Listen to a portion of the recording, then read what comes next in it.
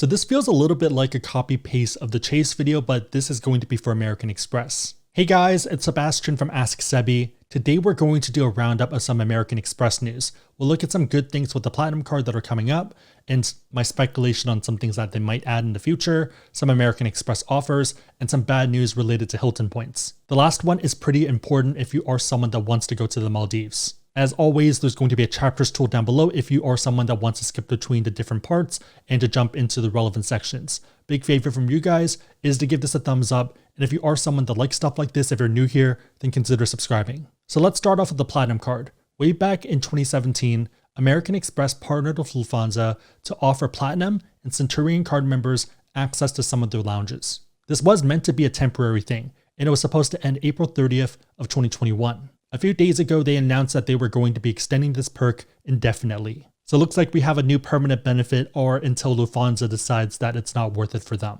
This does get pretty specific and it might not be relevant for everyone, but I think it tells us where American Express is going with their Platinum card, and if you're someone who has one of these cards, it's going to affect your strategy. This is going to be especially useful because there are some changes happening in the background with Priority Pass. Finishing up with the Lufthansa Lounge perk, you do need to be flying within the Lufthansa program, so this is Lufthansa, Swiss, and also Austrian. So if you're flying one of these airlines and you have the Platinum card and any type of ticket, any fare, then you get access to their business class lounge. I would say it's a step up from the Priority Pass lounges, and it's a lot bigger since it's going to be in their hub. If you have the Platinum card as well as a business fare ticket, then you get access to the Senator Lounge. From reading a bunch of trip reports, it seems like the Senator and the Business Lounge are pretty similar, so you're not missing too much there. If you're someone who has a Centurion card and for some reason you're watching my channel, you can get access to the First, Senator, as well as Business Lounges, regardless of the airfare that you have for that group of airlines. So for the people who are not flying to Europe, why does any of this matter?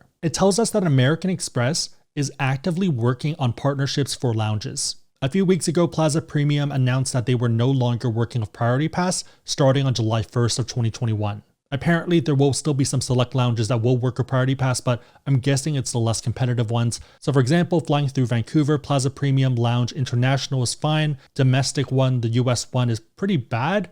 I would say it's a dive bar. And then if you go to Asia, if you go to Hong Kong, they're pretty packed, but the food isn't bad at all. CSR and Prestige equals Priority Pass. American Express equals Priority Pass, but also other lounges like Plaza Premium where they have a separate agreement.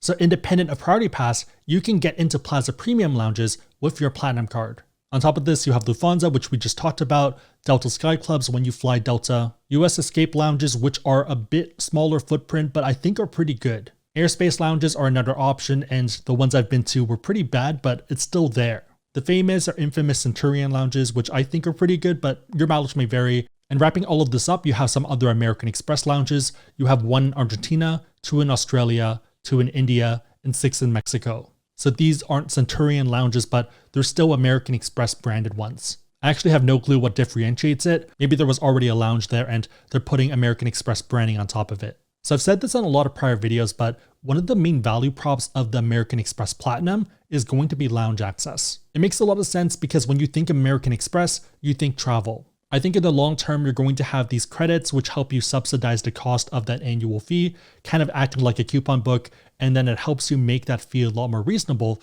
for these other benefits. I think some people absolutely hate this, but I think for their target demographic, this still makes sense compared to buying a lounge membership. So do I really want to pay $545 for a 1-year lounge membership with Delta, or do I pay the Platinum annual fee and get a few $100s in credits?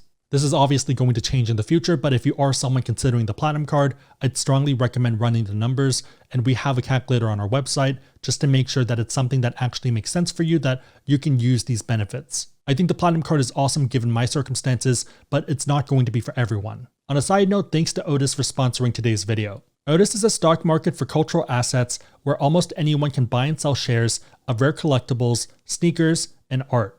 Also, as a background, I have been using Otis since last year. Otis allows you to buy fractional shares of these assets, build a portfolio, and trade 24/7. A few $100s is pretty easy to stomach, but when you get to the $10,000, $20,000, $50,000 range, that's pretty much impossible for me, so something like fractional shares make more sense. I've gotten pretty interested in basketball rookie cards and also moments, so the Julius Erving one is definitely one on the top of my list and one that I'm happy holding. Even if you're someone who doesn't know anything about these collectibles, they do a pretty good job with the Learn More section. It's pretty much a deep dive into why you should consider it. Outside of Dr. J, so Julius Erving, I also have Luka, Magic Johnson, Michael Jordan, Kobe Bryant, and if they end up adding something like LaMelo, I'd probably buy it as well. Sign up for Otis for free, and if you use the link down below, you're going to get 1 free share when you fund your account.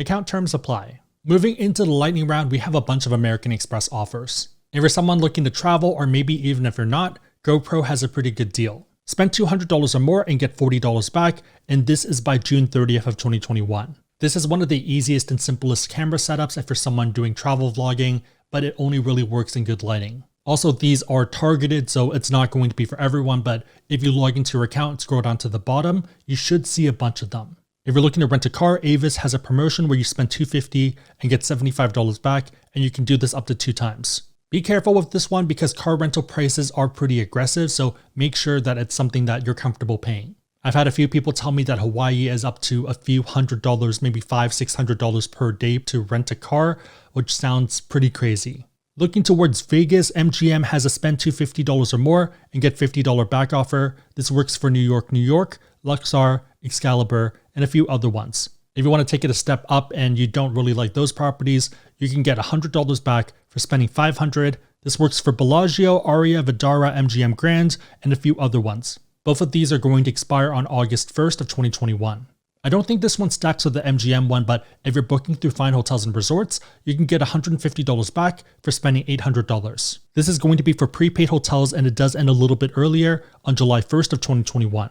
If you're someone considering FHR, I would really look into Vegas because they have a bunch of good deals. Your mileage may vary, but if you're someone who can work from home and you want to travel, then it might make sense to travel for a week in Vegas, and it's pretty cheap during the weekdays. If instead of traveling you want to stay at home with your doggo, then Chewy has an offer where you're going to spend $49 and get 1,500 MR points back. Also, apparently there's a similar offer as a statement credit for $15. I'd rather take the points, but depends on you. Speaking of dogs, if you're someone looking to invest in Dogecoin, one of the easiest ways is going to be through Webull. You can get 2 free stocks by opening up an account and depositing $100. Pretty good alternative, and they just added Dogecoin trading. Link down below if you want to check it out. Moving into the last topic, it's going to be Hilton, which has a devaluation in terms of the top level properties. So this is something that's not great, but it's something we can work around. Back in the day, a year or two ago, the most expensive property was 120,000 points, and this was the Waldorf Astoria in the Maldives. So right now they have announced that they're raising that cap from 120 to 150,000 points. Hilton explained this by saying that it was an all-villa resort and that every room had a pool. This was also one of the most sought after properties, and I think that part is pretty important. They did note that the 5th night free benefit when using points still applies, and if for someone using weekend certificates, you can still use those here.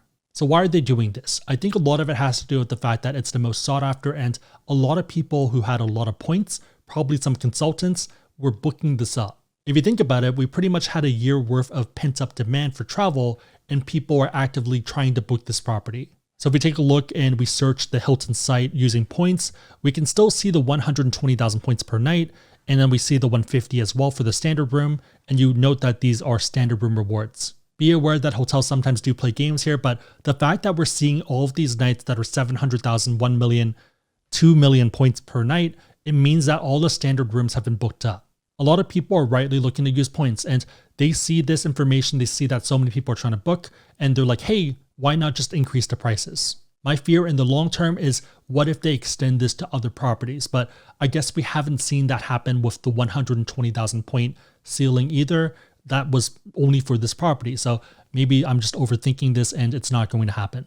If you're someone who wants to book this property, your best bet is to book last minute. So if you're looking to go in May, end of May has pretty good availability. So 24th to let's say the 27th. That's definitely a ton of points, and that's where the weekend certificates come into play. So when Mandy and I went, we did Friday, Saturday, and Sunday night using weekend certificates, and then used 120,000 points for the Monday night. I think for most people, 3 to maybe 7 days is a good number, depending on what you're looking to do. If we look at June, for example, it's pretty much a mess, and you can't really find availability. Same thing for July, August, September. December is really bad. Nothing really in November. And December is also a mess. And then even the holiday part is all sold out. Your best bet is to either go last minute and be very flexible, and that's kind of where points come into play as well, especially if you're looking to fly F or J, so first in business over there.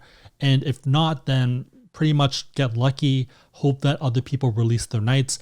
It's a lot of pent-up demand right now. I would not be surprised if half of these bookings end up getting canceled because it's people locking it in and then either trading it with each other, which happened with the IXG program as well, or maybe they're just going to cancel because they're doing speculative bookings. There's definitely some communities that book up nights and then swap them with each other. Per the terms, the weekend certificate night is only supposed to work if they have a standard room available, so it doesn't look like you can use that to get around these caps.